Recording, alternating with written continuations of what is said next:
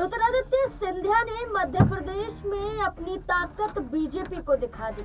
BJP जहां ज्योतिरादित्य सिंधिया को केंद्र में भेजकर ये समझ रही थी कि मध्य प्रदेश से उनकी राजनीति खत्म हो जाएगी, ज्योतिरादित्य सिंधिया के समर्थन में कोई नहीं आएगा। अब खुद भारतीय जनता पार्टी को ज्योतिरादित्य सिंधिया के आगे झुकना पड़ रहा है।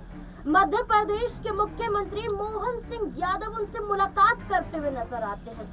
इस मुलाकात के मायने निकाले जाते हैं कि अपने मुख्यमंत्री की कुर्सी को बचाने के लिए मोहन सिंह यादव कहीं ना कहीं गिड़गिड़ाते हुए नजर आए हैं। यानी कि ज्योतिरादित्य सिंधिया चाहे तो मध्य प्रदेश में बीजेपी का बना बनाया खेल बिगाड़ सकते हैं। विधायकों की संख्या के आधार पर देखा जाए तो ज्योतिरादित्य सिंधिया आज भी उतने ही मजबूत हैं जितने मजबूत कांग्रेस पार्टी में हुआ करते थे। एक बार फिर से चर्चाएं तेज हो चुकी हैं कि ज्योतिरादित्य सिंधिया की बढ़ती नाराजगी और बीजेपी पर लगाते हुए आरोप क्या भारतीय जनता पार्टी को मुश्किलों में डाल सकते हैं। क्या मोहन सिंह यादव से मुख्यमंत्री कुर्सी छिन सकती है। क्या लगातार बीजेपी के जरिए जो मनाने की कवायद शुरू हो चुकी है, क्या ज्योतिरादित्य सिंधिया की नाराजगी दूर होती हुई नजर आएगी या इस अपमान को लेकर कांग्रेस पार्टी में वापसी करते हुए नजर आएंगे। कई सवाल है ज्योतिरादित्य सिंधिया से जुड़े हुए, सवालों के जवाब खंगालने की कोशिश करेंगे। मेरे साथ मेरे वरिष्ठ सहयोगी अमन सर जुड़ चुके हैं। सर, आपका बहुत बहुत स्वागत है।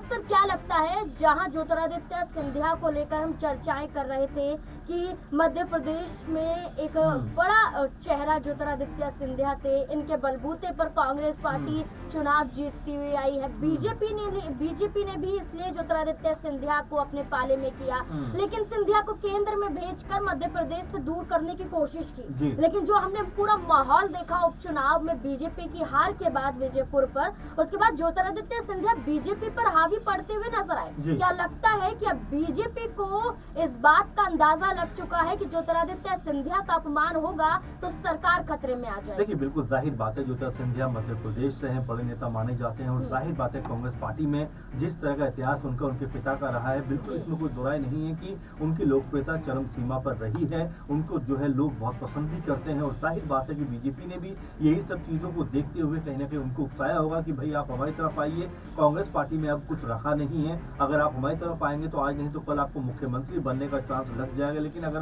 कांग्रेस पार्टी में आप रहेंगे तो वहां पर आपको मुख्यमंत्री बनने का मौका नहीं लगेगा। और शायद यही सोचकर ज्योतिरादित्य सिंधिया कहीं ना कहीं बीजेपी की तरफ आ गए होंगे, अपने 20-22 जो उनके समर्थक विधायक थे।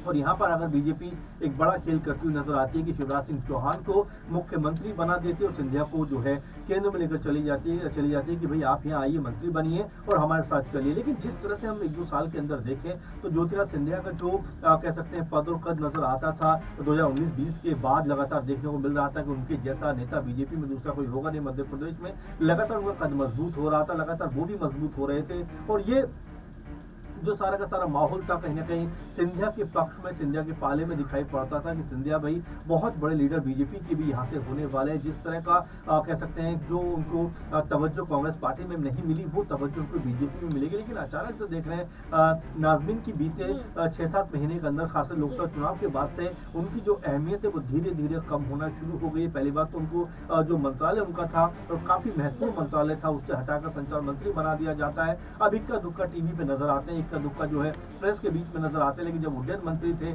तो कभी यहाँ जाना है, कभी वहां जाना है और तमाम तरह की एक्टिविटी में मौजूद रहते थे।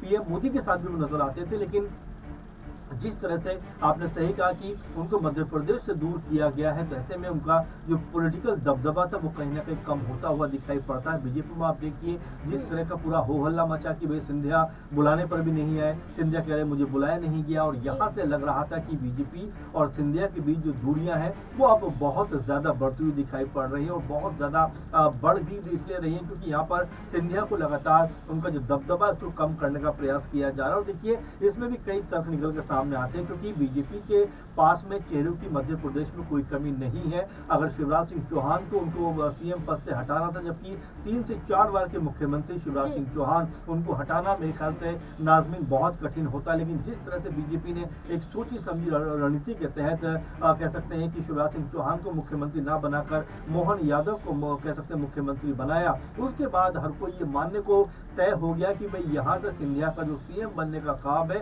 वो लगभग अब खत्म होता हुआ दिखाई पड़ रहा है। क्योंकि अगर शिवराज के बाद अगर किसी का मुख्यमंत्री बनने का नंबर अगर हो सकता था तो वो सिंधिया थे, लेकिन सिंधिया के ऊपर बीजेपी ने कोई भी कह सकते हैं विचार विमर्श नहीं किया। और अब जबकि संचार मंत्री बन गए हैं, यहाँ पर जिस तरह नाराजगी की खबरें भी निकल के सामने आती है, मोहन यादव उनसे मिलते हैं, जीतू पटवारी जो अध्यक्ष है कांग्रेस पार्टी की, वो उनके ऊपर कटाक्ष करते हैं। तो ये पूरे का पूरा जो माहौल बन रहा है, ऐसा बन रहा है कि बीजेपी में जो अब तक सिंधिया की तवज्जो थी वो लगातार कम हो रही है, कमजोर हो रही है। इसी कह सकते हैं मद्देनजर कहीं ना कहीं कांग्रेस पार्टी के जो लीडर्स हैं, खासकर जो उच्च लेवल के लीडर्स हैं, वो यहाँ संभावना तलाश रहे हैं कि अगर सिंधिया को अपने खेमे में वापस लेकर आ पाए तो यहाँ कांग्रेस पार्टी को एक बड़ी राहत मिल सकती है। क्योंकि मध्य प्रदेश में कांग्रेस पार्टी के लिए सिंधिया अगर कह सकते हैं कमबैक करते हैं तो एक बहुत बड़ी कह सकते हैं खबर होगी, और साथ में बीजेपी के लिए एक बहुत बड़ा झटका लगता हुआ नजर आएगा। मध्य प्रदेश में जहां ज्योतिरादित्य सिंधिया को लेकर चर्चाएं तेज थी, तो वहीं किसान आंदोलन को लेकर शिवराज सिंह चौहान की भी मुश्किलें बढ़ती हुई नजर आई।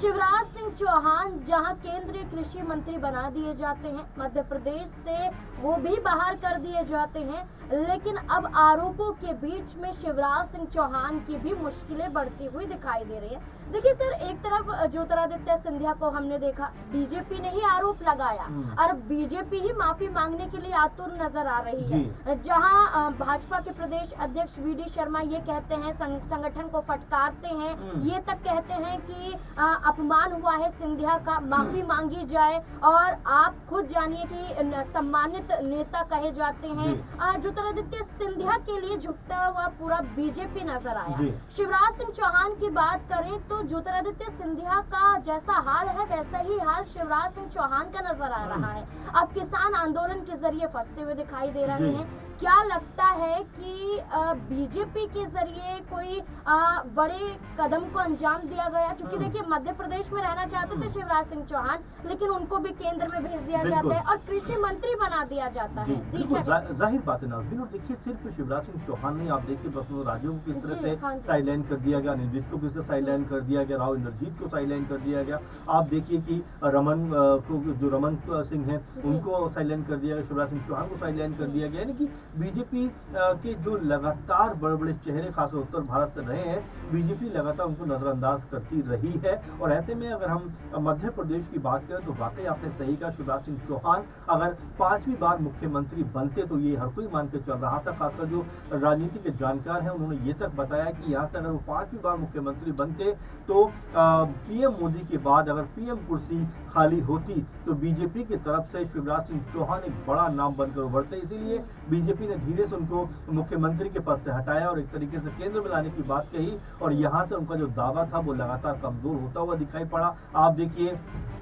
जिस तरह से जो किसानों का मुद्दा हो, ऐसे धनखड़ जी जो उपराष्ट्रपति वो भी इनके ऊपर बात करते हुए नजर आ रहे हैं। यानी कि एक तरीके से मोरल डाउन करने का प्रयास किया जा रहा है कि भाई आपसे कृषि मंत्रालय भी नहीं संभल रहा तो आप पीएम का जो कह सकते हैं ख्वाब है वो संजो नहीं सकते। हम सिंधिया की बात करें, जाहिर बात है उनको भी एमपी से निकालकर जो है केंद्र में लाया गया और यहाँ पर उनको उड्डयन मंत्री बनाया गया पहले, और अब उनको संचार मंत्री बनाया गया। तो ये अपने आप में बताता है कि बीजेपी उनको भी यहाँ पर कमजोर करने में लगी हुई, ताकि वो भी कल अपने आप को कहीं ना कहीं एक बड़े कह सकते हैं मुकाम पर जाता हुआ ना देख लें, या बड़े ख्वाब संजोना की शुरुआत ना कर दे। इसीलिए उनका भी कद धीरे से कम कर दिया गया। तो ये बीजेपी की सोची समझी रणनीति है, क्योंकि आप देखिए मोहन यादव इससे पहले ही शायद कोई उनको जानता हो, इससे पहले शायद किसी ने उनके बारे में इतनी बात की हो, लेकिन अब वो मुख्यमंत्री बनकर कहीं ना कहीं मध्य प्रदेश में सबसे बड़ा चेहरा बनकर उभर गए। तो यहाँ कह सकते हैं कि जो रणनीतिक तौर पर बीजेपी ने पूरा खेल किया है, पूरी साजिश की है, उसमें सिंधिया और शिवराज दोनों एक कह सकते हैं छोर पर खड़े हुए नजर आते हैं। दोनों को जिससे दरकिनार किया गया है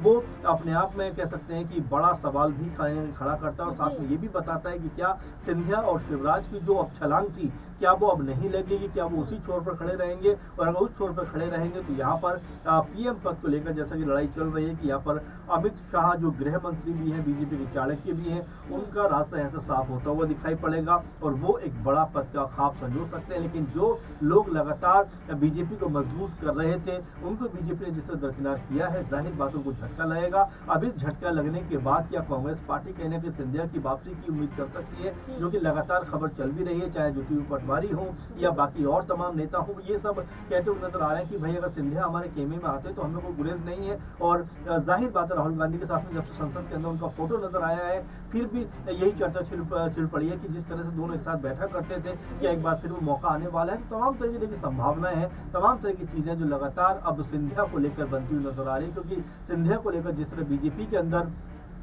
जो माहौल है वो देखा जा रहा है, उसे ऐसा लगता है कि सिंधिया को ये रोके जाने की साजिश है कि भाई आप मुख्यमंत्री तो नहीं बन सकते और जो मंत्रालय आपको दिया गया है वही मंत्रालय या इस तरह के मंत्रालय आपको दिए जा सकते हैं, इससे ऊपर की आप सोच नहीं रख सकते। बिल्कुल। अगर मध्य प्रदेश में मोहन सरकार की बात करें तो मोहन सिंह यादव एक यादव चेहरा थे और मध्य प्रदेश में उत्तर प्रदेश की राजनीति को अपनाया गया। सीएम योगी आदित्यनाथ के बुलडोजर वाले एक्शन को मध्य प्रदेश में भी देखा गया।